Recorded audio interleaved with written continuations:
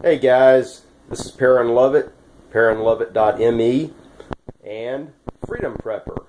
And this is Prepper News Weekly for Friday, August the 11th, 2017.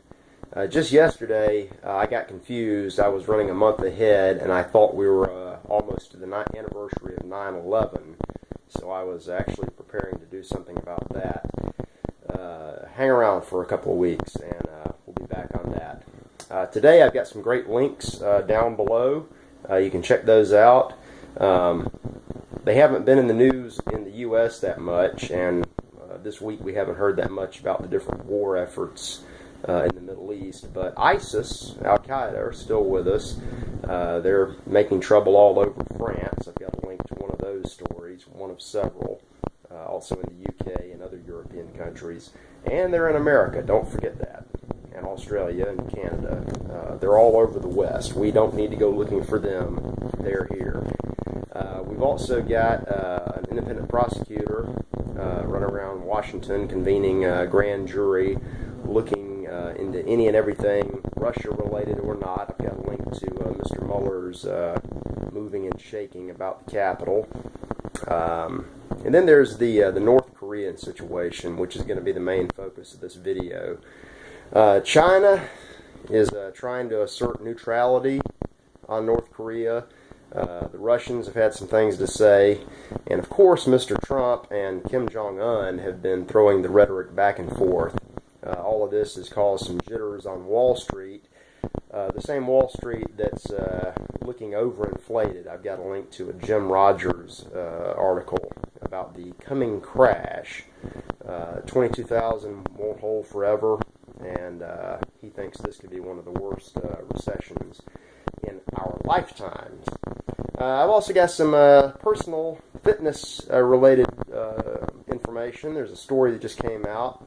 Not the first time I've seen this, but there's plenty of evidence, new evidence, to suggest that diet sodas and diet products don't really help a diet. In fact, they can actually make you gain weight, and there's a science to that. There's also a science to what's happening under Yellowstone National Park with the bubbling supervolcano. 1,500 minor earthquakes. It's actually starting to distort the landscape. Interesting article on that. And I wrap it up with a little NFL preseason. I don't do a lot of sports commentary, but I've got a pretty good analysis for preppers and the championship teams and how they handle the preseason versus the regular season. It's all about planning for the future. And we need to plan for our future regarding North Korea and all these other places where the United States keeps meddling and meddling and meddling. And mind you, we've been involved on the Korean Peninsula militarily since about 1950. An undeclared war with an armistice that just keeps going on and on and on, and it's getting much worse in the past year with Mr. Kim Jong apparently developing miniaturized atomic bombs that he can put on top of ICBMs, and now apparently having the ICBM capability to reach places not just like Guam and Hawaii, but places like St. Louis and Chicago. About a 10,000 kilometer range, about 6,200 miles. Looking for a voice of sanity on this subject, I found an article today by the one and only Pat Buchanan, one of the last great conservatives that we can actually count on for cogent and original thinking. And he throws out the crazy option that maybe we should just leave North Korea, leave the Koreans alone.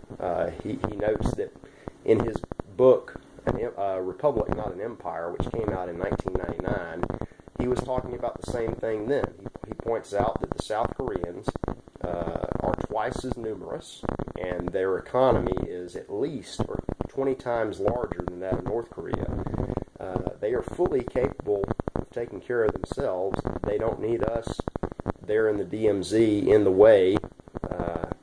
And if shooting actually does break out, and I don't think it really will, but if it does, we've got 25,000 soldiers in harm's way with nuclear weapons on the line.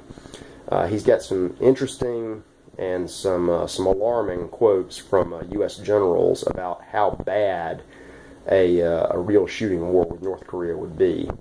It's a war that most Americans don't want, and it's a war we don't need. It's pointless.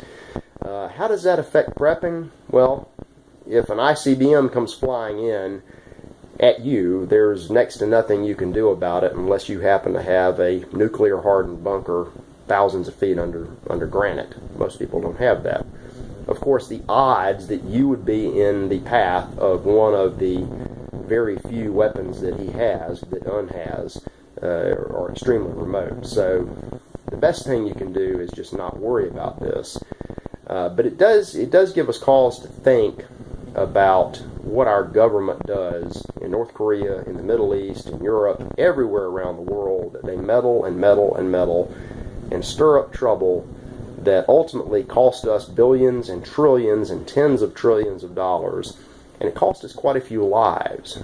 It can run the risk of starting a recession, worsening a recession. Someone once said that war was the health of the economy. That's a lie. It's the health of the government and of the various parasites that feed off of the government. It does nothing for the people. Look at Smedley Butler. War is a racket. And it's usually an unnecessary racket. That's what Pat Buchanan points out. And that's the very first link that I've got on the page today. So take a look at that. I'm happy to be back with a video. Sorry I didn't get one out with the news last week. You guys have a great weekend, and I will see you back here next week. And I hope you're enjoying the new Freedom Prepper site. Have a great weekend.